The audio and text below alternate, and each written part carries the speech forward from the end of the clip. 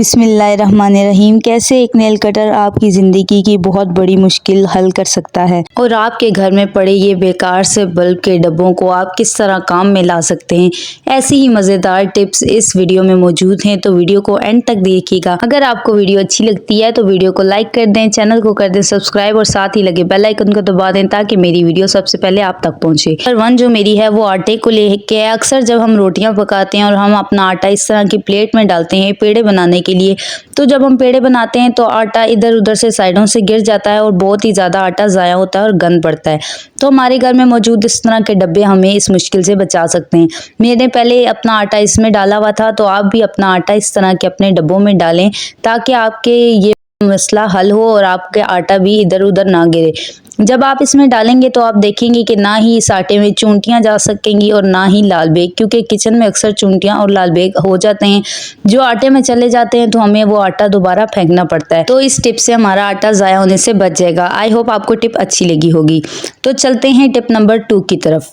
जी हाँ, tip number 2 जो मेरी है वो है इस तरह के सेलों को लेके।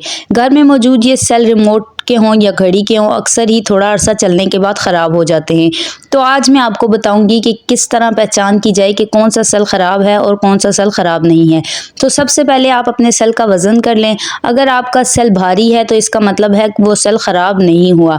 जी हाँ, अगर सेल भारी होने के बावजूद भी सेल नहीं चल रहा तो इसके लिए भी एक ख़ास टिप है। इसके लिए आपको करना यह है कि आपको देखना है कि इसके साइडों पे जंग तो नहीं लग गया। अगर लग गया है तो आपने माचिस की डिब्बी लेनी है। तो जिस तरफ से हम माचिस जलाते हैं इधर आप सेलों को बहुत अच्छे तरीके से रब करेंगे, तो ऐसे आप देखेंगे कि जो इनके ऊपर लगा हुआ जंग होता है या धूल मिट्टी होती है वो हट जाएगी और आपके सेल चलने लग जाएंगे। तो इस टिप से आप अपने सेलों को ज़्यादा देर तक चला सकते हैं और आप अपनी पैसों की बहुत सारी बचत कर सकते हैं। तो चलते हैं टिप नंबर 3 की तरफ। तो जो टिप नंबर 3 है वो मेरी इस तरह के नेल कटर को लेके है।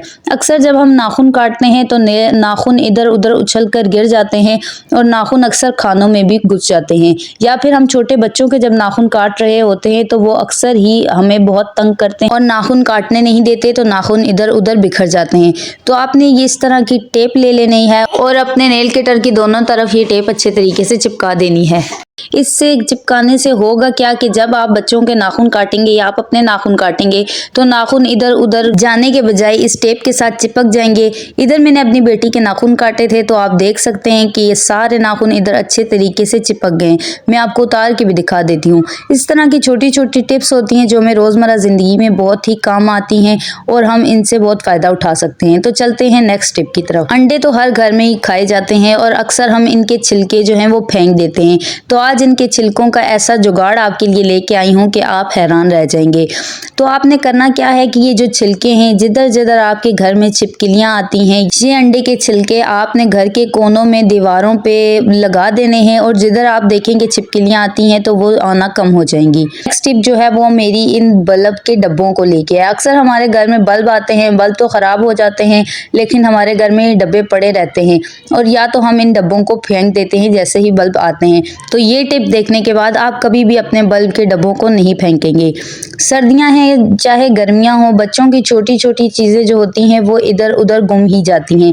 अक्सर बच्चों के सॉक्स जो होते हैं या फिर बच्चों के रुमाल होते हैं या फिर ग्लव्स वगैरह सर्दियों में, वो छोटी छोटी चीज़ें हमें रखने में बड़ी मुश्किल आती है और अक्सर गुम जाते हैं। तो बच्चों की सॉक्स हों या बड़ों की सॉक्स हों, कुछ भी आप इन डब्बों में डालकर बहुत ही आसानी से रख सकते हैं और ढूंढते वक्त भी आपको बहुत आसानी से ये चीज़ें मिल जाएंगी। आई होप आपको मेरी सारी ही टिप्स अच्छी लगी होंगी। आपकी फेवरेट कौन सी है मुझे कमेंट सेक्शन में बताइएगा और साथ ही अपना प्यारा सा नाम भी कमेंट सेक्शन में लिख दें ताकि मैं आपका शुक्रिया अदा कर सकूं। मिलते हैं नेक्स्ट वीडियो में। अल्लाह हाफिज।